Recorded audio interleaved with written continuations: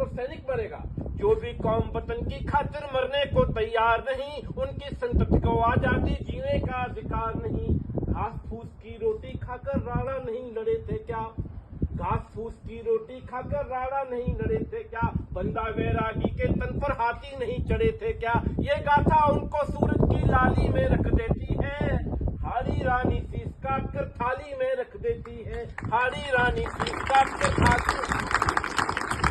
आपके कारगिल के युद्ध की घटना, हम विद्यार्थी थे, आप लोगों में तो कईयों का शायद जन्म भी ना हुआ हो, या उस समय जो घटना हुई और देश पर आक्रमण हुआ, किस प्रकार से हमारे जवानों ने, जो कि दुश्मन बहुत ऊंचाई पर था और हमारे जवान नीचे थे, जिन बेटों ने पर्वत काटे हैं अपने नाखूनों से, उनकी कोई चाह नहीं है दिल्ली के कानूनों से।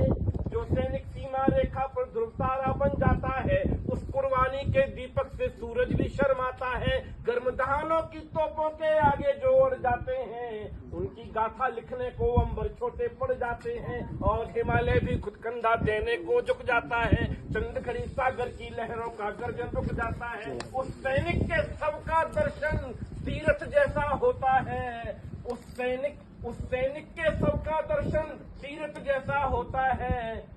चित्र शहीदों का मंदिर की मूर्त जैसा होता है। चित्र शहीदों की मंदिर का मूर्त जैसा होता है।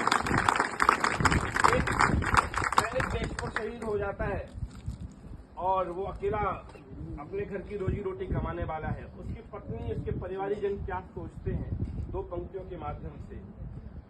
देखिए, मैं एक बात मानता हूं, हम अपने जीवन में कितनी भी ऊंचाइयों तक पहुंचे, पर मूलभूत रूप से fundamentally we are the citizens first. हम देश के नागरिक पहले हैं और इसलिए ये बात बहुत आवश्यक है समझने की।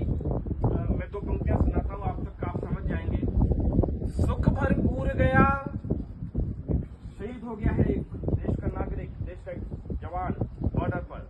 सुख भरपूर गया, मांग का सिंदूर गया, नन्हे नौनिहालों की लंगोटियां चली गईं, भाई की दवाई गई, बेटी की पढ़ाई गई, छोटी छोटी बेटियों की चोटियां चली गईं। ऐसा विस्फोट हुआ जिस्म का पता ही नहीं, पूरे ही जिस्म की बोटियां चली गईं। आपके लिए तो एक आदमी मरा है साहब, मेरे तो घर की ही रोटियां चली गईं।